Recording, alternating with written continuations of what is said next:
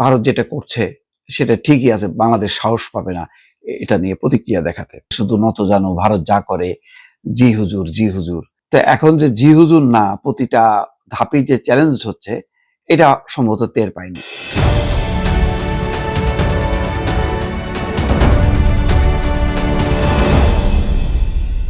আসসালামু আলাইকুম।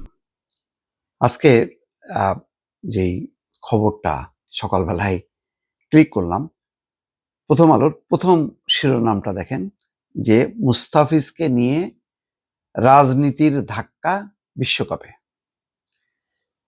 এক মুস্তাফিজ ইস্যুতে ভারত যে কাণ্ড করলো তাতে পুরো বিশ্বকাপই এলোমেলো হয়ে গেল। কারণ বাংলাদেশ প্রতিক্রিয়া দেখিয়েছে। ভারত হয়তো ভাবছিল যে আহ, ভারত যেটা করছে সেটা ঠিকই আছে, বাংলাদেশ সাহস পাবে না এটা নিয়ে প্রতিক্রিয়া দেখাতে, চুপচাপ থাকবে। মানে হয়েছে কি, 15 বছর ধরে তো তারা একভাবে দেখছে যে শুধু নত জানো ভারত যা করে জি হুজুর জি হুজুর। তো এখন যে জি হুজুর না, প্রতিটা ধাপেই যে চ্যালেঞ্জ হচ্ছে এটা সম্ভবত টের পায়নি। আর ভারতে উগ্রবাদিতা এখন এমন পর্যায়ে যে তারা যেভাবে বিজেপি সরকারকে চালায় সেভাবেই তারা চলে, যার প্রভাবে তারা মনে করলো যে একটা হিরো হয়ে যাবে।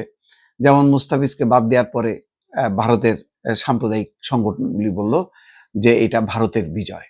তো এই বিজয় তো ঠিক আছে, এরপরে যে টি-20 ওয়ার্ল্ড কাপ আছে এটা তো তাদের খেয়াল নেই। মনে করছে এক মুস্তাফিজকে ঠেলে দিয়ে বিজিবি মনে করছে তার ভোটের বাক্সটা আরো শক্ত করবে, কিন্তু এটা যে আর একটা জায়গায় প্রতিক্রিয়া হবে সেটা সম্ভবত টের পায়নি। সেই কারণেই আহ, মানে এটা খুবই যথার্থ একটা শিরোনাম যে মুস্তাফিজকে নিয়ে রাজনীতির ধাক্কা বিশ্বকাপে। কালকে একটা কন্টেন্ট শুনছিলাম, খুব চমৎকার বলছে যে ভারত তাদের দুইটা জিনিস সারা বিশ্বে খুব জনপ্রিয়।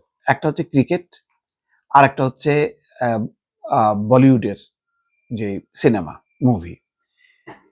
তো ধরেন আহ, ভারতের ধর্মেন্দ্র বলেন বা সালমান খান বা শাহরুখ খান অথবা যে কোনো ক্যাটরিনা কাইফ বলেন, প্রত্যেকটা যে মানে অভিনেতা সারা বিশ্বে তাদের দলমত নির্বিশেষে তাদের ভক্তরা আছে, তো ভালোবাসে।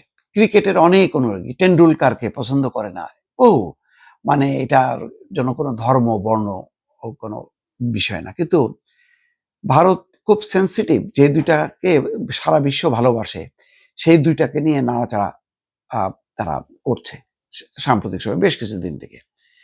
যেমন বলিউড তারা মুভিগুলি বানায়, পাকিস্তানকে ভিলেন বানায়। পাকিস্তান হচ্ছে সন্ত্রাসবাদ, মৌলবাদ, জঙ্গিবাদ, আর তারা হচ্ছে বিশাল দেশপ্রেমিক। মানে এইরকম মানে সে মানে তাদের মূল শেষ লাইনটা হচ্ছে জয় হিন্দ। এই হচ্ছে তাদের, বা ভারত মাতা কি জয়, এই হচ্ছে তাদের বক্তব্য দিয়ে তারা এই বিদ্বেষ ছড়ায়, এটাকে তারা এক্সপ্লয়েট করে। এখন খেলাকে নিয়ে সেই একই কাজ। পেহেলগাম ইস্যুতে ক্রিকেটের মানে চিরচারিত দীর্ঘদিনের 100 বছরের একটা ঐতিহ্য ভেঙে দিয়ে হাত মেলালো না পাকিস্তানি খেলোয়াড়দের সঙ্গে।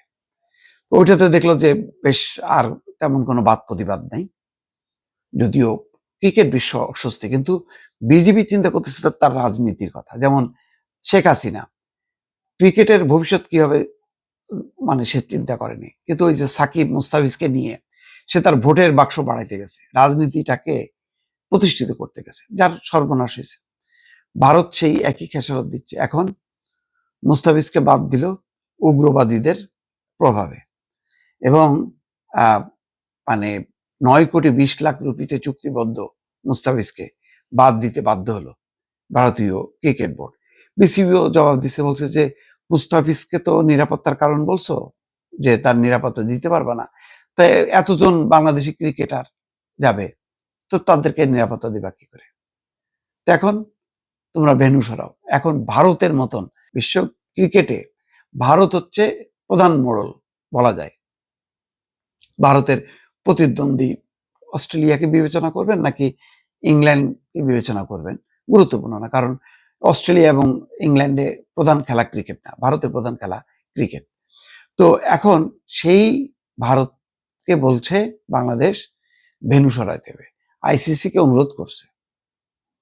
ইন্টারন্যাশনাল ক্রিকেট বোর্ডকে তারা বলছে যে আমরা সেখানে খেলবো না, কলম্বোতে নাও, শ্রীলঙ্কায় নাও, সেখানে আমরা যাব। এটা কত বড় লজ্জার! এই ধাক্কাটা কিভাবে সামলাবে, এর উত্তর কি দেবে? কালকে থেকে আমি দেখলাম যে হতভম্ব। এখন পর্যন্ত কোনো বক্তব্য জানা যায়নি। দেখা যাক কি জবাব দেয় তারা।